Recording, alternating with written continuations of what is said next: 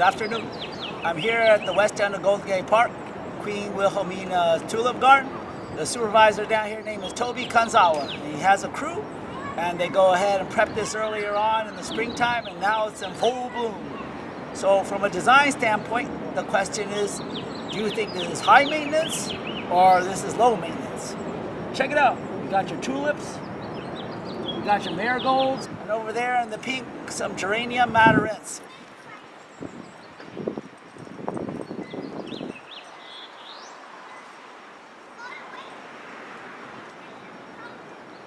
Quite a gorgeous sight it is.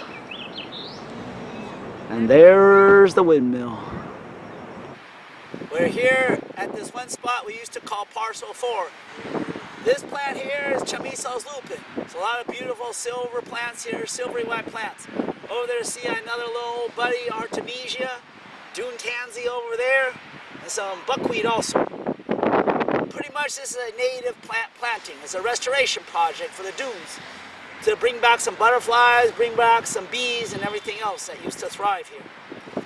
So the question is, from a design standpoint, again, is this a high maintenance place or is it low maintenance in terms of human effort after it's been established, after it's grown in? Oftentimes when a landscape designer or architect designs a place, they use their plant palette, and they'll try to unite the plant palette based on particular themes, usually related to the color and also the form of the plant. So I'm going to take a walkthrough of all these different plants, tell you their names, but I want you to think about the question then is, what kind of colors or scheme are they using, and what kind of a form of the particular plant have they used in this particular landscape job. So we're going to start the tour here. Here's a native juncus. That's a rush. There's all sedges, different kinds of sedges. Sedge, sedge, sedge, sedge, sedge. Want to run across the boardwalk. Here's more rushes, juncus, and tubagia. There we got a grass, lamus, the beach grass. So this is kind of different. The other ones are kind of clumping. This one runs rhizomatiously and runs all throughout the place. Either they planned it this way as a ground cover, or maybe they didn't know that it grows like that. Over there in the distance, you got a little iris relative, Libertia. I think it hails out of New Zealand. And more juncus, more juncus, more juncus, juncus, juncus, juncus, juncus. On this side of the path, up from the sedge, these are kangaroo paws in yellow. Kangaroo paw, kangaroo. Here's a plant the Maori people call harakeke, Phormium tenax, landscape architect's favorite plant. And this whole same scheme goes all the way down the boardwalk. This little corner I didn't hit, there's an African rush in here too. See that one? Look different from the California patens or Juncus effusis, but still the same form. So think about this. What's the color? What's the form? The first couple of views or perspectives that the students learn to draw are the plan and the section elevation. So here's a plan view, what they used to call a bird's eye, top-down kind of view. Kind of an unnatural looking piece of work, but it does describe the lot and everything there contained therein pretty accurately. And scanning down, the section elevation shows the relative heights of all the objects in the garden. So if you're a contractor building it, you have a good idea of the changes in the grade and going ups and downs the hill slopes. This one here is by Lady Lydia Filipieva. The third view that's often very helpful for people to actually understand what the garden is supposed to look like and be able to visualize it well is a perspective, or kind of a rendering view. And here it is depicted. Here's Mr. Cochot again. It doesn't have to be the entire garden. Sometimes it's just a little piece of it, so you get a good feel for it. And here's Mr. Cochot again with Zoe Allegra Kinney. They did a little map for us for our grounds and facilities. What we try to emphasize in the drawing and in the whole process of designing a garden is initially at first, just clean black and white lines is good. Then you get the main features down and you don't start getting distracted with shading and colors and everything else. Once you get that down, then you're good to go. These are a few of the plans we did of existing gardens on campus so that people could learn the names of the plants and figure out what's going on. It's Caitlin Redpath, Jim Ott, and Mr. Ronald Castagnetti. As you get a little bit more seasoned and your lines are good, then you can start adding colors. Colors add a lot to the presentation because they seem to make it pop, and the clients and the people who are viewing it sure do appreciate it. This here is Danielle Sicarelli, Celia Cisneros, and also Mary Gates, with a wonderful kind of a modern take on a garden we did up in the Richmond district. In many cases, the whole installation and the creation of a garden doesn't go ahead until you got a nice visual and a nice plan. And that's why the design is so important. This was a garden inspired by Leslie Simon's work with the Women's Studies Department here. And she had a sabbatical where she created a reading garden for reading poetry, poems, and everything, all the good stuff. So before that was to happen, though, we had to draw a plan. So here's Mr. Ray Cachot and Mr. Andre Marantes' vision of what it could be. In another design project here on campus, the biology department asked us to come design a little outdoor garden space out front of the plaza. And so we complied. Some people took a more kind of conceptual, abstract approach to it. This here is Nina Kano and her amazing design. And this here, by Gail Fechter, is a little closer to what was actually installed. A place to showcase California native plants and understand plant communities and how everything ties together. Good morning. So one of the first things you have to learn about designing a garden or a landscape is that you're working with these living creatures. And so the most important thing to know is to know the land. Know the atmosphere, know the exposure, know the air, the wind, the soil, everything that flows around it. Then you can start to begin to build what goes on top of it. But first you have to know the land. And the most important thing there is that you have to know the land hands-on. There's no other way to learn it. You're going to try out air, try out different things. Then over time, you'll be able to get a feel for what's happening in a given area and make educated guesses. It's not something that you can pick up online on the computer, just pick out from a list, a chart, references, reading other people's books. No, it has to come through you working on the land. So that has to be a part of your training. And the more you do it over the years, over time, then you'll come to make some good decisions, good design decisions. Otherwise, you're just puffing smoke, you're a con artist, you're a sham. It's not really working for the land. In this case, you can take a look. This is the north side of our building.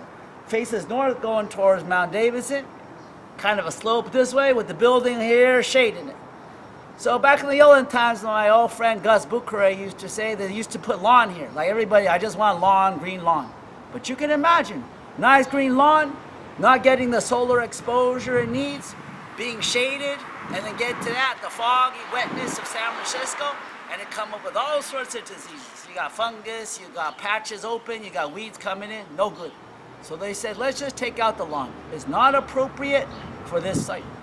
So they started to make this a bed plants. So they started to put up plants all around.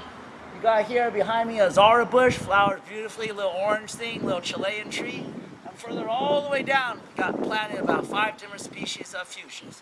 I got a big tree-like fuchsia, Fuchsia paniculata, little one with little leaves, Fuchsia paniculata, Fuchsia thymifolia, and splendens. They all in through here. And you might say, fuchsia, that's probably a wet-loving plant. You must have the irrigation going full on. But in this case, I would say no. This is all xeriscape. This is San Francisco. North side stays wet and cool. It never burns off high enough, so all these plants here thrive with zero irrigation, zero water use. So that's like the best of the best. That's like ecological landscaping at its best. Beautiful flowers, everything fits in scale in terms of where it lives, and you get all the benefits for the wildlife and everybody else, for the people, for aesthetics, for people coming by. So that's the goal we're aiming for, with good design. First, get to know the land and everything that surrounds it. And there's nothing like that except time spent in the field to give you that experience. Another important spirit of knowledge that you must have if you're going to be a good designer, happy all your times, is the knowledge of the plants themselves. And knowledge of the plants doesn't just mean you know its size and its shape and its color that you click from a screen or saw in a catalog, but it actually means working with them. and seeing how in different kinds of soils, different kinds of exposures and wind tunnels, they're going to react differently, they're going to grow differently. That way over time, then you'll get this beautiful palette that works in specific places, little microclimates. And then you'll have to learn more as you go, because as you know, plant knowledge and botany is infinite and infinite. So here's a patch that the students and I, we planted over these years, a little patch of mostly native plants. This here is Douglas iris in a nice white yellow, thanks to the instructor Malcolm Hillen for bringing those in. And this here is a juncus. So you got to know your rushes. If you're going to know, okay, I'm going to put one in, how's it going to grow? What's it going to look like? Just around here, we got at least three juncuses. One of them is this one. This is Juncus effusus, real green, grows oh so tall and sprays out.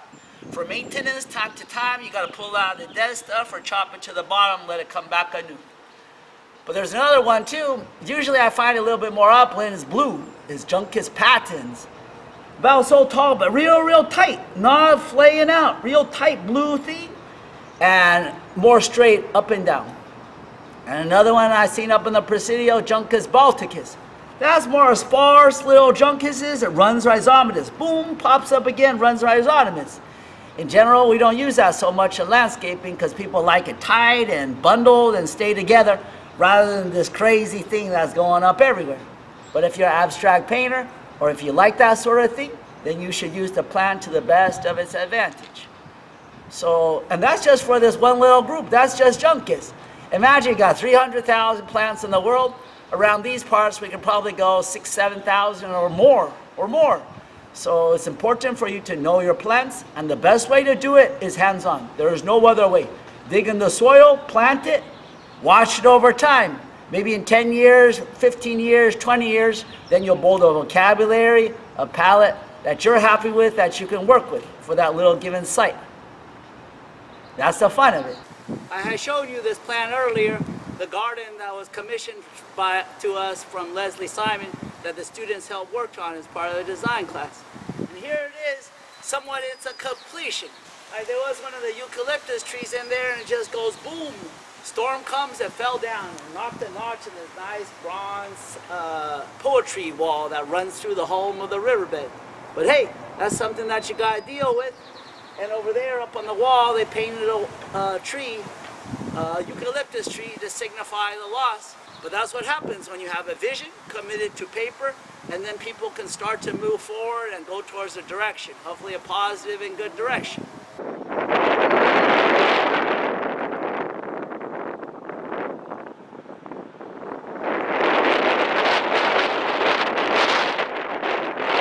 Other than a thorough grounding of the landscape, knowing your plants, and being able to draw a nice plan or use a computer to help you draw a nice plan, another useful skill for you to have as a landscape designer is to be able to communicate and to talk about your project with your client. And the client could be a city agency, it could be a wealthy vineyard up in Napa, it could be a residential tiny little yard, 25 feet by 25 feet yard here in San Francisco.